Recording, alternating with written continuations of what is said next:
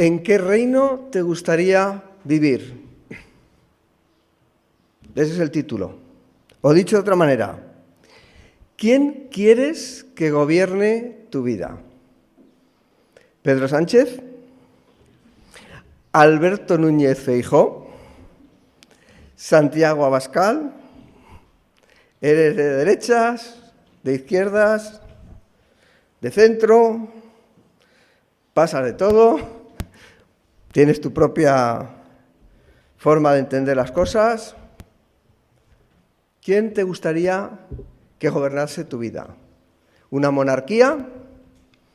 ¿Prefieres una república? A lo mejor aquella de Ikea, la de independiente de tu casa. Bueno, no os preocupéis, no voy a hablar de política, pero sí vamos a hablar de un reino. Sí, de un reino, pero que no es de este mundo.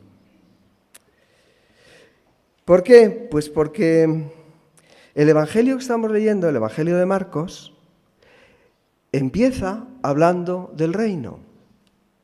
Y hace del reino la cuestión fundamental, por lo menos desde el versículo 1 hasta el versículo 8, 29, donde Jesús está mostrando que Él es el Mesías. El Mesías y el Rey de un reino, que es de lo que hablaba Jesús. Jesús hablaba del reino. Capítulo 1, versículo 14. Después que Juan fue encarcelado, Jesús vino a Galilea predicando el Evangelio. ¿De qué Evangelio era? El Evangelio del reino, diciendo: el tiempo se ha cumplido y el reino de Dios se ha acercado. Arrepentíos y creed en el Evangelio. ¿En qué Evangelio? En el Evangelio del reino. Este concepto del reino, del que habla todo el Evangelio de Jesucristo, es un concepto fundamental. Es un concepto muy importante. Pero, ¿qué es el reino?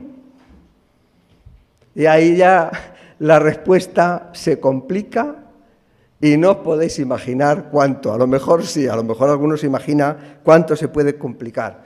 Para algunos el reino de Dios, a veces aparece como el reino de los cielos, a veces se refiere a ese mismo concepto con la vida. Para algunos es algo puramente subjetivo, algo que se experimenta de manera personal. Eso es el reino. Entrar en el reino es tener esa paz interior que proporciona la salvación que nos da Jesucristo.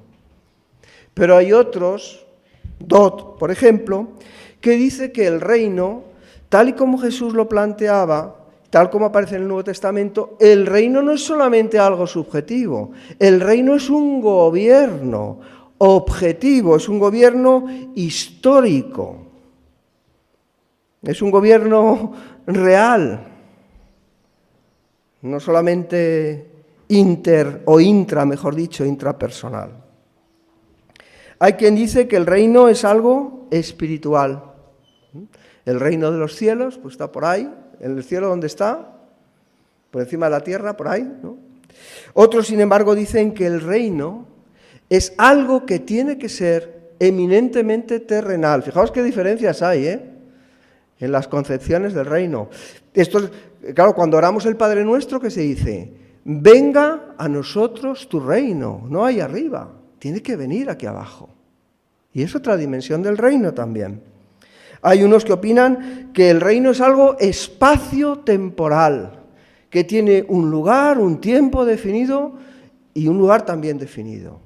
Hay otros que piensan que el reino no tiene nada que ver con el tiempo, que el reino o el gobierno de Dios es eterno. Y eternidad, por definición, es aquello que no tiene tiempo, que no transcurre, que no tiene duración. Hay algunos que dicen que el reino, y leen el Evangelio de esta manera, que el reino tiene que ver eminentemente con los judíos.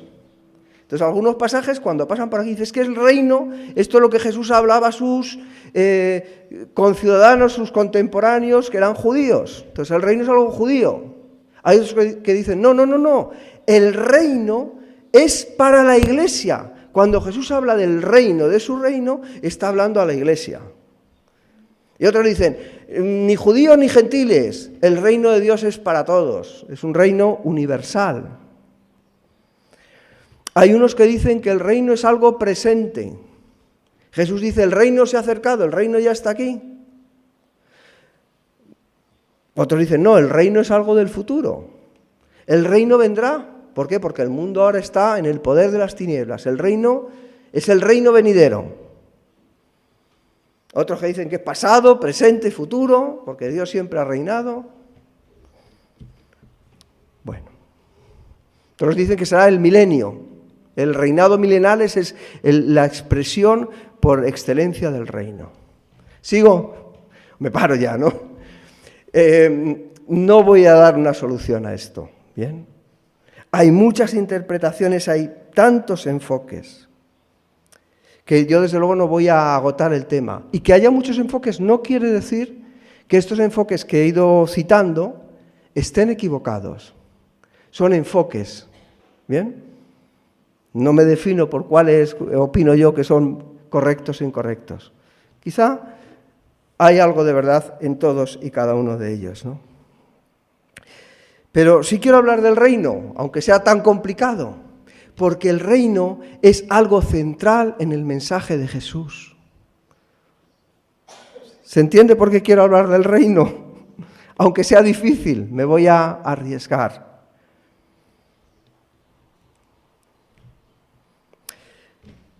Lo que hemos visto hasta ahora en el Evangelio de Marcos es que Jesús hace milagros, que Jesús enseña. Fundamentalmente vamos a ir viendo que enseña con parábolas. Parábolas que hablan acerca de ¿qué? Del reino. Milagros que significan ¿qué? Que ha venido el reino. Todo lo que estamos leyendo en la primera parte del Evangelio de Marcos habla que Jesús es el Mesías del reino. Por eso es un tema importante que yo le decía a Flor que iba a hablar de esto con mucho temor y temblor. No sé, David, quién te dijo que cambiara la letra de la canción. Jesús reina, mi roca y salvación. Jesús reina, mi roca y salvación. El texto que tenemos hoy, que lo voy a leer entero, se leyó una parte, pero voy a leerlo entero. Hay que leerlo en este contexto del reino. También les dijo, ¿acaso se trae la luz para ponerla debajo del almud o debajo de la cama? ¿No es para ponerla en el candelero? Porque no hay nada oculto que no haya de ser manifestado, ni escondido, que no haya de salir a la luz. Si alguno tiene oídos para oír, oiga. Les dijo también, fijaros que 4 veces en este texto va a aparecer la palabra les dijo. O sea, hoy me ha tocado un texto que tiene 4 enseñanzas, 4 dijos. Hay alguien que en lugar de parábolas dice, estos son dichos de Jesús. Bueno, yo entiendo que son dichos, en todo caso, parabólicos, pero bueno. Versículo 24, les dijo también, mirad lo que oís, porque con la medida con que medís, os será medido, y aún se os añadirá a vosotros los que oís. Porque al que tiene se le dará, y al que no tiene, aún lo que tiene se le quitará. Versículo 26, decía además, el tercer decía además, así es el reino de Dios, como cuando un hombre echa semilla en la tierra y duerme y se levanta de noche y de día, y la semilla brota y crece sin que él sepa cómo. Porque de suyo lleva fruto la tierra, primero hierba, luego espiga, después grano lleno en la espiga, y cuando el fruto está maduro, enseguida se mete la hoz porque la siega ha llegado. Versículo 30, cuarto decía también, ¿a qué haremos semejante el reino de Dios o con qué parábola lo compararemos? Es como el grano de mostaza, que cuando se siembra en la tierra es la más pequeña de todas las semillas que hay en la tierra, pero después de sembrado crece y se hace la mayor de todas las hortalizas y echa grandes ramas, de tal manera que las aves del cielo pueden morar bajo su sombra. Con muchas parábolas como estas les hablaba la palabra conforme a lo que podían oír, y sin parábolas no les hablaba, aunque a sus discípulos en particular les declaraba todo. Bueno, hay un autor al que yo respeto y admiro muchísimo, muchísimo. No voy a decir el nombre, pero es un gran erudito del griego, conoce perfectamente el contexto en el que se escribió y la cultura greco-helenística en la que se escribió el Nuevo Testamento, y él dice algo que quiero leeros, porque es refiriéndose al texto que a mí me toca comentar hoy. Dice lo siguiente: los versículos 21 al 25 son interesantes porque nos muestran los problemas con los cuales se enfrentaban los autores de los evangelios. Estos versículos nos presentan 4 dichos diferentes de Jesús.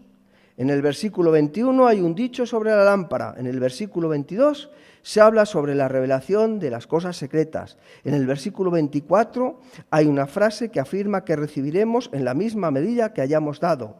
En el versículo 25 se afirma que aquel que tiene le será dado aún más. Ahora bien, Marcos presenta estos versículos uno después del otro. Pero el versículo 21 se repite en Mateo 5:15, el versículo 22 se repite en Mateo 10:26, el versículo 24 se repite en Mateo 7:2 y el versículo 25 en Mateo 13:12 y también en Mateo 25:29. Esto quiere decir que 4 versículos consecutivos del Evangelio de Marcos aparecen diseminados por todo el Evangelio de Mateo. Al estudiarlos, aparece un hecho práctico. No debemos tratar de hallar alguna conexión entre ellos, porque es evidente que no la hay. Son frases desconectadas entre sí y debemos tomarlas una por una. Y esas son 4 frases de los primeros versículos. Ya os digo, admiro muchísimo al autor de estas palabras, pero no lo comparto. O sea, yo pienso de otra manera. Yo pienso que hay una conexión. Y esa conexión es el reino. Yo creo que no son versículos al azar que el pobre evangelista tuvo que colocar ahí de la manera que pudo porque eran dichos de Jesús. Creo que tienen un sentido. Y el hilo conductor es precisamente el reino. Y la forma de enseñar de Jesús y lo que está utilizando a la hora de expresarse es una forma de enseñar oriental, que son parábolas, son cuentos. ¿Sí? Una parábola no es una descripción. Y es curioso, cuando Jesús habló del reino, nunca dio una descripción. Esto es así, así, así y así. ¿Por qué no lo hizo? Nos llevaría demasiado lejos. No voy a entrar por ahí. Creo que hay una razón por la cual Jesús hablaba de esa manera. Pero me llevaría a otro tema que no es el que quiero hablar ahora. Pero Jesús utiliza parábolas y no descripciones. ¿Por qué? Porque la parábola es una forma de enseñar abierta. ¿Qué significa una forma de enseñar abierta? ¿Por qué Jesús no dijo esto es así, así, así o asao? Porque prefirió utilizar un sistema diferente de enseñanza, en el cual el que escucha tiene que tomar partido, tiene que meterse dentro de esa enseñanza. Y muchas veces en las parábolas veremos y vemos que hay preguntas. ¿Por qué? Porque le está invitando al oyente de esa parábola a que él piense, a que él examine, a que él analice. Las parábolas demandan del que escucha una respuesta. ¿Sí? Pero una respuesta ¿de qué tipo? Jesús les enseñaba con parábolas porque esperaba una respuesta. ¿Pero qué tipo de respuesta esperaba Jesús?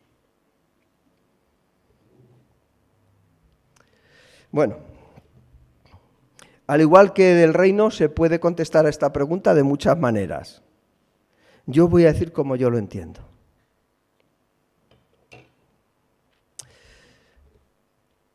Una pregunta previa para poder defender o daros a entender lo que yo pienso. ¿Vale? Que otras personas han dicho cosas muchísimo más interesantes que lo que yo os voy a decir, ¿vale? Que yo no le llego a la altura de los zapatos, ni muchísimo menos, pero yo os voy a decir lo que yo pienso. Y lo que yo pienso tiene que ver con una pregunta previa, que es el propósito que Jesús tenía cuando enseñaba parábolas. Y os doy dos opciones. Igual hay más, pero yo os doy dos. ¿Quería Jesús que tuviéramos una doctrina correcta acerca del reino? Quería que entendiéramos qué es el reino. Esa era la prioridad de Jesús. Cuando Jesús nos habla por medio de parábolas, su prioridad es que comprendamos el concepto del reino y que hagamos todas estas teologías que subyacen a la lista que yo os he medio leído al principio de este sermón. O lo que pretendía Jesús es que las personas que le escuchaban entrasen en el reino. Yo personalmente lo tengo muy claro. Jesús les hablaba en parábolas y cuando no les hablaba en parábolas también, porque sus palabras eran vida y porque lo que Jesús quería es que las personas que le escuchaban no aprobasen un examen de teología. Quería que entrasen y estuviesen con él en el reino. Y desde ahí es de donde yo creo que estos 4 decía Jesús, y lo que hemos visto antes también tiene sentido. La parábola que nos explicó de una manera tan interesante Pablo la semana pasada, la parábola del sembrador, que muy adecuadamente decía Pablo, no es la parábola del sembrador, es la parábola de la tierra. Es también, como señaló, una parábola del reino. Marcos 4:11. A vosotros, cuando está hablando de esta parábola, dice, a vosotros os es dado saber que, cuando les explica, el misterio del reino. Mas a los que están fuera, por parábolas, todas las cosas. Jesús les explica los misterios. La palabra misterio en el Nuevo Testamento no es algo oculto, misterioso, secreto. Es lo contrario. Es algo que ha estado oculto durante mucho tiempo, pero que ahora ha sido manifestado. Eso es lo que significa misterio. Algo que Dios había tapado hasta que lo desveló o lo reveló. ¿Dónde? ¿Cuándo? ¿Cómo? En Jesús y con Jesús de Nazaret. Entonces, lo que viene a hacer este rey Mesías es abrirnos las puertas del reino. Y para mí, las parábolas no son dichos que hay que interpretar, sino que son puertas por las que hay que entrar.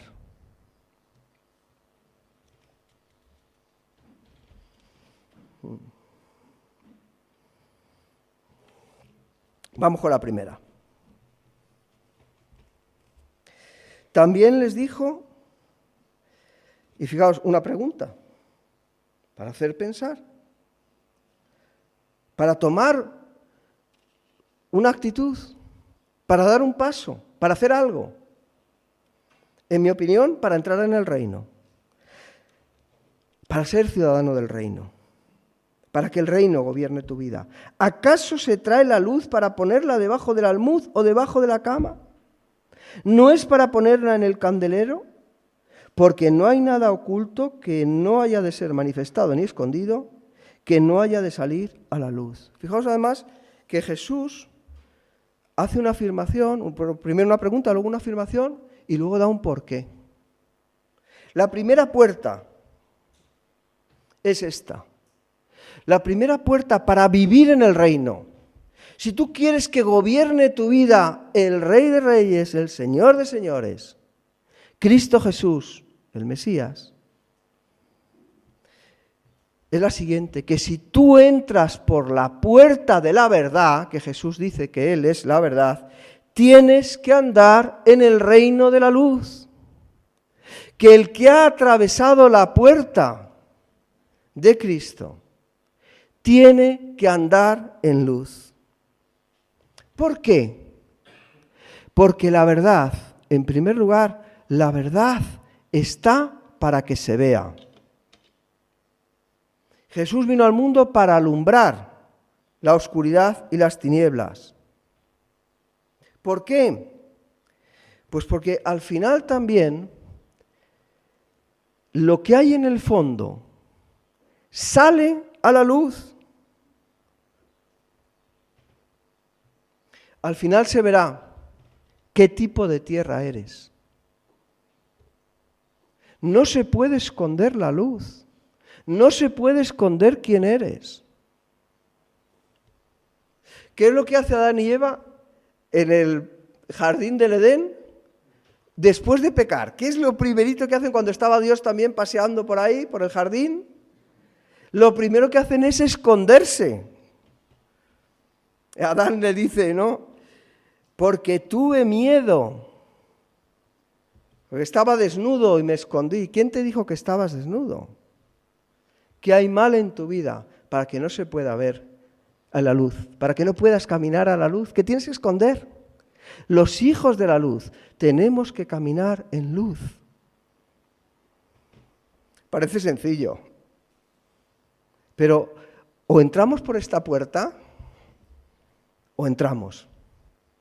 Porque los hijos de Dios tienen que caminar de esta manera. Tenemos que ser veraces. Tenemos que ser, y no solo ser, que el Señor dice que somos la luz del mundo. Tenemos que ser, pero tenemos que vivir en luz. Porque la luz se tiene que ver. Porque la luz no se puede meter debajo de la cama.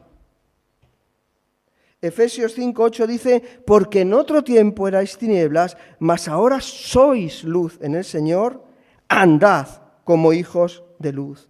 La luz se tiene que ver. Esta semana David y yo estuvimos hablando con unos hermanos, y ellos nos contaban cómo hay hermanos nuestros que salen a la calle a predicar el Evangelio en lugares donde hacer eso significa estar arriesgando la propia vida. Y estos hermanos que cada vez que salen a la calle a hablar del reino en determinados países, se juegan la vida. Cuando saben de nosotros y de las circunstancias en las que vivimos, se hacen una pregunta que nos transmitían, ¿verdad, a David y a mí? Ellos se preguntan, ¿y en España por qué no están los cristianos todo el día en la calle?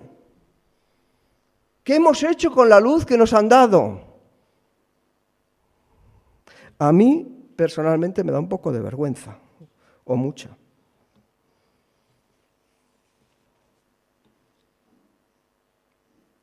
Tenemos que entrar y salir por la puerta de la luz. Llenarnos de luz y llevar la luz al mundo. Si no, todo lo que queráis decirme está bien, pero dejadme que os diga una cosa, hemos fracasado. Hemos fracasado. Porque nos dieron una comisión y no la estamos cumpliendo. Segunda puerta.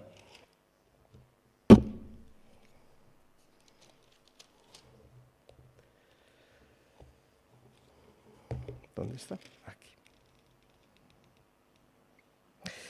Les dijo también, mirad lo que oís, porque con la medida con que medís, os será medido, y aún se os añadirá a vosotros los que oís, porque al que tiene se le dará, al que no tiene, aún lo que tiene se le quitará. Esto suena un poquito fuerte, ¿no? Que a los que tienen se le va a dar y a los pobrecitos que no tienen encima se les va a quitar. Sí, pero hay una cuestión previa, ese es el porqué. Ese es el porqué. Eso es lo que va a pasar. Esa es la consecuencia. Pero ¿cuál es la causa? En realidad aquí es una puerta por la que no se debe entrar y por la que a lo mejor con cierta frecuencia entramos, que es la puerta del juicio. Yo lo voy a decir en positivo, ¿vale? Porque es un tema un poco delicado. La puerta por la que se puede entrar, la única puerta por la que podemos entrar para vivir en el reino, es la puerta de la misericordia y de la gracia, porque no hay otra. Y el que entra por la puerta de la gracia y la misericordia no puede vivir en la tierra del juicio, porque está viviendo en el reino de Dios. Os digo que es una cuestión delicada, porque la palabra juzgar tiene por lo menos dos acepciones. Una acepción es discernir y la otra es juzgar en el sentido de condenar a una persona, de hacer de juez, vamos, lo que hace un juez. Entonces, en el primero de los sentidos, estamos no solamente, tenemos el permiso, tenemos la licencia para juzgar, tenemos la obligación de discernir qué es lo que es correcto y qué es lo que es incorrecto. Y hay de los que aquellos que a lo correcto, que a lo bueno llaman malo y a lo malo llaman bueno. Tenemos que discernir lo que está bien y lo que está mal. Pero ojo, de ahí a juzgar a las personas, no. No, esa puerta no es la puerta del reino. Por lo menos no es la puerta por la que yo entré. Yo entré por la puerta de la misericordia y de la gracia. Sí podemos y debemos juzgar las acciones de las personas. Hermano, esto está bien, esto está mal. Hermano o no hermano. Eso lo podemos decir, esto no está bien, no es correcto lo que estás haciendo. Pero ojo, juzgar a la persona es distinto, ¿eh? Primero, porque no somos el Tribunal Supremo. Imagínate, igual estás condenando a alguien al que Cristo está defendiendo. Te vas a ver condenando a alguien por el que el Señor dijo, ojo, que este es inocente porque yo he pagado su culpa. Yo no me querría ver ahí, acusando a alguien al que Cristo defiende, ni por asomo. Segundo motivo por el que no debemos juzgar, en el sentido de condenar, porque Jesús no lo hizo. Jesús dijo cosas muy fuertes a muchas personas, pero no mandó a ninguna al infierno. Al revés. Sí le dijo, mira, esto está mal, ¿eh? Aquella mujer, ¿os acordáis cómo la trata? Dice, lo que estás haciendo no está bien, hija.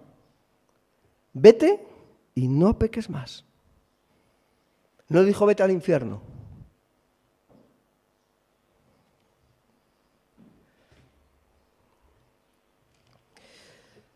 No entres por la puerta del juicio, entra por la puerta de la misericordia. ¿Por qué? Porque con el mismo juicio que tú juzgues, serás juzgado. Tómatelo en serio. Si tú juzgas con ignorancia, lo que está diciendo aquí, ¿tú en lugar de misericordia quieres ignorancia? Porque los hombres no sabemos todo. El único juez es Dios. Cristo no juzgó, un día juzgará. Hasta que llegue ese día, nosotros no estamos a la altura, ¿eh? ¿Tú quieres juzgar con ignorancia sin saberlo todo? No te preocupes, serás juzgado con ignorancia. ¿Prefieres la ignorancia a la misericordia? La poca misericordia que tienes, no la quieres, ¿verdad? Pues se te va a quitar. Y tendrás un juicio, bueno, yo creo que el juicio de Dios será justo. Pero cuidadito, ¿eh? Porque si juzgaste sin misericordia, yo no me atrevo. Yo no me atrevo. Porque si a mí me juzgan sin misericordia, me bajo de aquí ahora mismo. Porque no soy digno. Porque yo no estoy aquí por lo bueno que sea, sino porque su misericordia ha perdonado a una persona que fue y que es tan terrible como soy yo. Si tú juzgas sin misericordia, prepárate. Pero la pregunta es, en el fondo, ¿qué es lo que está hablando Jesús? Que está hablando del reino. En el fondo, ¿tú quién quieres que gobierne tu vida? ¿Tú quién quieres que gobierne tu forma de ser? ¿La misericordia o el perdón? ¿La misericordia o la gracia? Claro que tienes que discernir, pero cuando disciernas, ¿tienes que hacerlo para juzgar y para condenar? ¿O con misericordia y con gracia para salvar? Para abrir la puerta a otros, para que puedan encontrar la salvación que tú has encontrado ya. Es una puerta para entrar, no es una doctrina para saber qué quería decir. Solamente que a lo mejor también sí, ¿no? Pero bueno. Tercera puerta. Decía además, versículo 26, así es el reino de Dios, como cuando el hombre echa semilla en la tierra y duerme y se levanta de noche y de día. La semilla brota y crece sin que él sepa cómo, porque de suyo lleva fruto la tierra, primero hierba, luego espiga, después grano lleno en la espiga, y cuando el fruto está maduro, enseguida se mete la hoz, porque la siega ha llegado. Esta es la puerta de la dependencia de Dios. ¿De qué depende? ¿De qué depende el fruto que vamos a dar? Que demos 100, que demos lo que produzcamos. ¿De quién y de qué depende? ¿De tu trabajo? ¿De mi trabajo? El reino de Dios no es lo que nosotros hacemos por Él. Es la semilla que crece en nosotros. Eso es lo que es de Dios y no de nosotros. Y tenemos que dejar que esa semilla que Dios ha plantado en nuestro corazón sea la semilla que crece. Y que podamos decir, ya no vivo yo, mas Cristo vive en mí. ¿Quién quieres que haga la obra que el Señor te ha encomendado? ¿Tú o que la haga Él en ti? Para mí la apuesta está clara. La disyuntiva tiene una elección muy nítida, porque muchas veces me he esforzado yo y ninguna ha salido bien. Y a veces me sorprendo cómo Dios en su misericordia, sin que uno lo sepa o lo espere, hace cosas en la vida de los que se entregan a Él. Confiar en Dios. Esta es la otra puerta del reino, de los ciudadanos que viven en el reino, que son del reino pero que viven dentro del reino. La puerta de confiar en Dios y no en nuestras propias posibilidades, no en aquello de lo que somos capaces. Mateo 6:3, bienaventurados los que no tienen nada, los pobres de espíritu. Estos eran pobres de cuerpo, pobres de todo, pero incluso de espíritu, porque no tenían nada a lo que aferrarse, solamente podían aferrarse a Dios. Bienaventurados los pobres de espíritu, ¿por qué? Porque de ellos es el reino de los cielos, el reino de los cielos. Segunda de Timoteo 2:1 dice algo que a mí me cuesta mucho entender, porque me parece paradójico. Dice, pues tú, hijo mío, esfuérzate en la gracia que es en Cristo Jesús. A mí este versículo me ha dado muchos comederos de cabeza, porque no es algo que haya que explicar, es algo que hay que vivir también. ¿Cómo me voy a esforzar yo en la gracia si la gracia es gratis? Claro, si es gratis, ¿cómo me voy a esforzar yo? Porque le dice a Timoteo que se esfuerce. Y yo lo entiendo ahora muy fácilmente. ¿Por qué? Porque yo muchas veces me esfuerzo. Y me esfuerzo en cosas muy santas.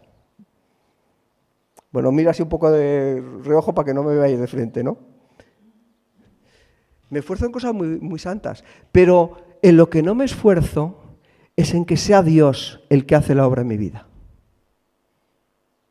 Eso es esforzarse en la gracia. Dejarle el sitio a Él. Y eso es el reino. Eso es cuando tú entras allí. Esa semilla que ha sido plantada empieza a crecer y tú no sabes cómo, pero ¿sabes una cosa, hermano? Está creciendo. Dios lo está haciendo, aunque te pase como a mí, que no entienden muchas cosas. Eso es vivir no en nuestro reino, sino en el reino de Dios. Su voluntad. ¿Qué decía Jesús? Hágase tu voluntad y no la mía.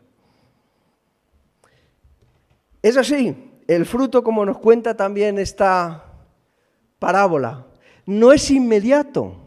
Uno no dice, bueno, yo entro en el reino y ya está todo conseguido. No, fijaros, que todo tiene su tiempo. El hombre echa la semilla y el hombre se duerme y se levanta de noche y de día. Y la semilla brota y crece sin que él sepa cómo. Dios está haciendo una obra en tu vida y en la mía, aunque no sepamos cómo la está haciendo. Pero podemos estar confiados, persuadidos, como se dice en la epístola a los Filipenses, de esto, que el que comenzó en nosotros la buena obra, la perfeccionará hasta el día de Jesucristo. Es un proceso misterioso, pero apasionante. Entra por esa puerta, que es hacer la voluntad de Dios. ¿Tú quién quieres que gobierne tu vida? Cuarta puerta, la última. Decía también, ¿a qué haremos semejante el reino de Dios o con qué parábola lo compararemos? Fijaos, nunca dice el reino de Dios es de esta manera. Quizá no se puede describir tan fácilmente, es otra cosa. No es de este mundo. Bueno, es como el grano de mostaza que cuando se siembra en tierra es la más pequeña de todas las semillas que hay en la tierra, pero después de sembrado crece y se hace la mayor de todas las hortalizas y echa grandes ramas de tal manera que las aves del cielo pueden morar bajo su sombra. ¿Qué se enfatiza aquí? Pues la sencillez, la pequeñez del grano de mostaza. Y que el grano de mostaza crece, pero el grano de mostaza es muy grande. Es muy grande. Quiero ver si no estáis dormidos. No, claro que no. Pero cuando se siembra, crece. Aquí en este caso sí que crece rapidito. Es curioso, que en una parábola nos ha dicho que va despacito, porque es verdad que necesitamos paciencia, pero en otro caso aquí lo que se nos está diciendo es que esta semillita pequeña enseguida se hace un arbusto, un árbol grande. Yo creo que en el mundo actual, y incluso dentro de la iglesia, tenemos lo que se llama megalomanía. Nos gustan las cosas grandes. Eso significa, mega es grande, y manía, pues, no lo tengo que explicar, ¿no? Pues megalomanía es la manía por las cosas grandes, por lo grandioso, por lo despampanante, por lo que llama la atención. Y si no es así, nos desanimamos. Dios hace grandes cosas no a partir de lo rebuscado, sino a partir de lo sencillo. Por eso se acercó a nosotros. Por eso cogió 12 pescadores.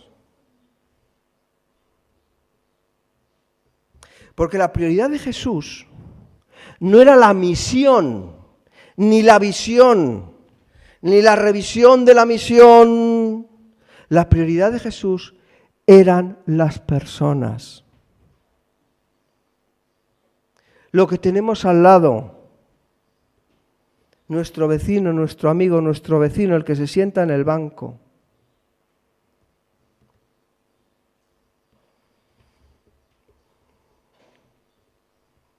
no cosas grandes. Es un granito de mostaza, muy pequeño, 12. Y fíjate dónde estamos. Y el arbusto sigue creciendo.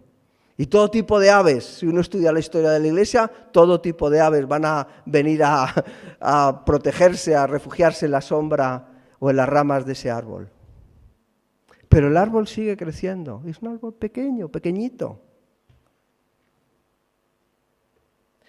Pensad en el momento en el que Jesús dice esto. El reino es como un grano de mostaza, que uno lo echa en la tierra y enseguida crece. Pero, ¿dónde estaba Jesús? Lo voy a decir en Israel, ¿no, Ángel? O en Judea, en Judea. ¿Y Judea dónde estaba? Era parte del Imperio Romano. ¿Y los cristianos qué eran? Un granito de mostaza. Es que ahora lo miramos como, es que vivimos en un mundo horrible, en un mundo tremendamente malo. Pero es que el mundo de aquel era mucho peor que el nuestro. Y los cristianos eran un granito de mostaza. Nada más que eso.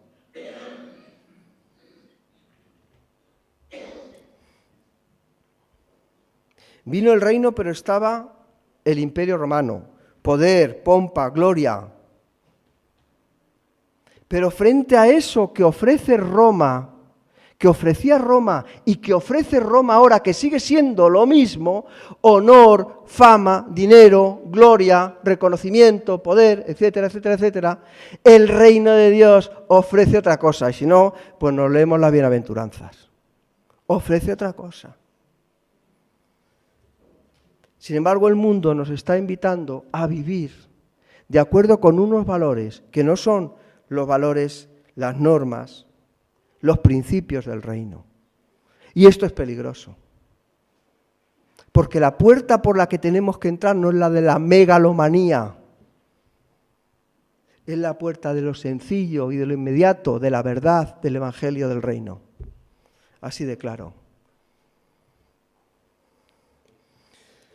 ¿Cuál es el reino en el que tú quieres vivir? No sé quién dijo, puedo vivir en cualquier país porque soy ciudadano del cielo. ¿Dónde quieres vivir tú? ¿Dónde quieres que esté tu país? El gran problema hoy yo creo que estamos enfrentando los cristianos, yo hablo como iglesia, individualmente también, por supuesto, pero como iglesia, es cómo vivir en un mundo corrupto, sin que esa corrupción corrompa nuestra propia vida. Y tenemos que elegir entre unos valores y otros. ¿Quién quieres que gobierne tu vida? ¿En qué reino quieres vivir? ¿Por qué puerta quieres entrar? ¿Por la puerta de la luz o por la puerta de las tinieblas? ¿Por la puerta de la misericordia o por la puerta del juicio? ¿Por la puerta de ser tú tu propia guía y por tus fuerzas? ¿O por la puerta de la gracia y del poder de Dios? ¿Por la puerta de los brillos de la gloria del mundo o por la sencillez del Evangelio del reino?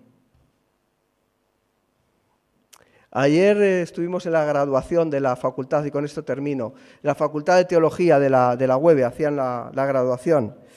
Y el rector les decía a los recién graduados, os puedo desear muchas cosas, todas son muy buenas, ¿no? Les podía desear el éxito en vuestro ministerio. Deseo que vuestras iglesias se llenen. Deseo que vengan miles de convertidos por vuestro ministerio. Pero les deseo otra cosa. Algunos estuvimos aquí ayer, ¿no? Les deseo paz. Os deseo paz. Y leí un texto que está en 2 de Tesalonicenses 3:16. Paz. La paz de vivir dentro del reino. La paz de entrar por las puertas de la luz. Vivir vidas de misericordia y de perdón. Ver a los demás no como tú les ves con los ojos del cuerpo, sino con los ojos que le ve Cristo, que ha resucitado y que ha muerto por ellos. Romanos 14:17 dice, porque el reino de Dios no es comida ni bebida, sino justicia, paz y gozo en el Espíritu Santo. Eso deseo yo también para vosotros, para mí, que entremos por la puerta y tengamos paz. Que el Señor os bendiga.